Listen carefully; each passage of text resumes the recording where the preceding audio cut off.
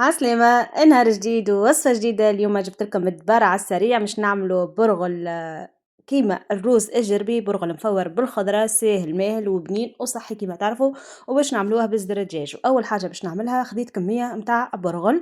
انا لهنا خديت 400 غرام، ديما حسب العائلة قداش تحبوا تعملوا بالضبط. راهو 400 غرام تسمى كمية باهية خاطر ما شاء الله يبذر. خديت كمية البرغل بعد ما نقيته مليح ونظفته، توا باش نحاول نغسله مرتين ثلاثة باش نغسله بالماء العادي يعني ماء بارد.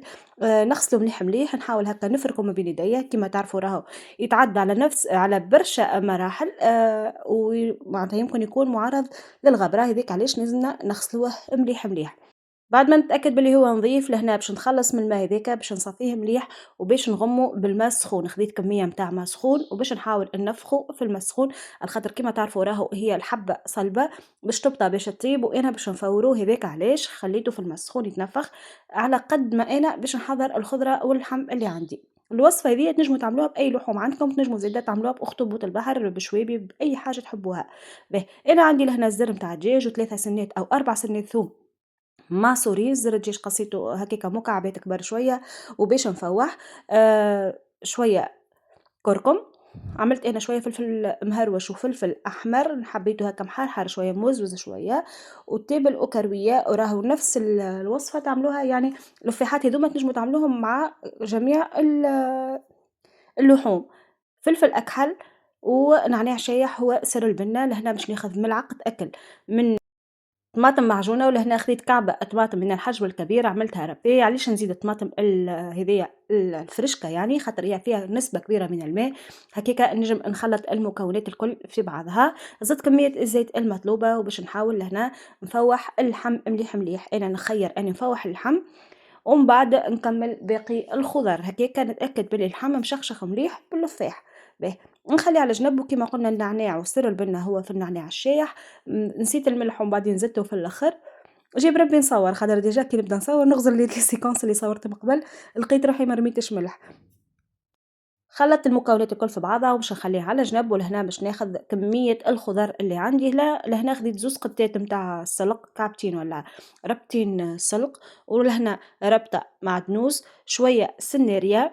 وهنا عنا البصل الربعي طوقته، عملت راس بصل كبير شوية خاطر البصل راهو بالحق ما فيهش روح، وحمص منفخ تنجموا تعملوا جلبانة.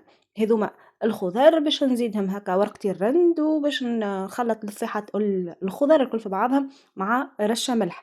راهو تنساو ما تخافوش من الملح لخاطر ديجا المكونات تسمى خيرات، هذاك علاش عملت الملح في الجهتين. المفيد ما تبالغوش في كمية الملح على خاطر راهو في مرحلة من المراحل البرغل آه يطيبوه يعني من الأول كيف يحضروه راهو بالملح ردوا بالنا. به كيما شفتوا خلطت جميع الخضر مليح مليح بيديا، وكمية البرغل شفتوها كيفاش تنفخت وكيفاش هكا بدات تطرى. نتخلص من ما تبقى من الماء خاطر ديجا شرب الماء اللي فيه الكل. ونصب كمية اللحوم اللي عندي. راهي الوصفة هذه تنجموا تعملوها باللحم بقري ويبدا اللحم صغرون على الاخر، والا كيما قلت تجي زاده بغلال البحر كيما تنجم تستغنيو على جميع اللحوم يعني تجيب ليش وتجي كلها خضرة. كلها منافع وكلها بنة بالطبيعة. يدي نظيفة نحاول نخلط المكونات الكل في بعضهم ونتأكد بلي الخليط امتزج الكل. في المقابل حطيت المقفول قاعد يسخن فيه ماء، وباش ناخذ الكسكاس نعبي الكمية ونخليها تطيب. هكايا انا نشوفها في التحضير صحيح تبطأ شوية، اما النوفا خليته على الغاز بالحق يعني في ساعة يطيب. وكل تقريبا 20 دقيقة نحاول نخلطه نقلبه باش الفوقاني يجي من اللوطة ويكمل يفور ويطيب. خليته على الغاز كما قلنا يفور فوق الكسكاس والماء ديجا يغلي. وبعد 20 دقيقة رجعت له. أما لهنا نعمل هكا ثقب في الوسط باش يتنفس مليح وباش يسرع عملية الطبخ. به كما قلت لكم بعد تقريبا 20 دقيقة الأولى ونطيبوا في مرحلة أولى بالخطأ وفي الآخر بالكل نحي الخطأ. بعد تقريبا 20 دقيقة الأولى نحي الخطأ، ولهنا نحاول نقلبه باش نلاحظوا أنه حتى الخضر من اللوطة طايبة أكثر من الفوق. نعاود نخليه يطيب تقريب مرتين أخرين، نعاود نحيه من الغاز ونعاود نقلبه ونعاود نخليه يفور. به لهنا وريتكم أنا جست مرحلة برك. المفيد شنو المرجع متاعي وشنو الريبير متاعي راهو كعيبة الحمص، الحمص هذاك اللي هو أكثر حاجة باش تبطى باش تطيب، نشوف كعيبة الحمص نتاعي إنه فواقدها طابت، شوفوا كيفاش تهبى، هكاكا نتأكد باللي جميع المكونات طابت.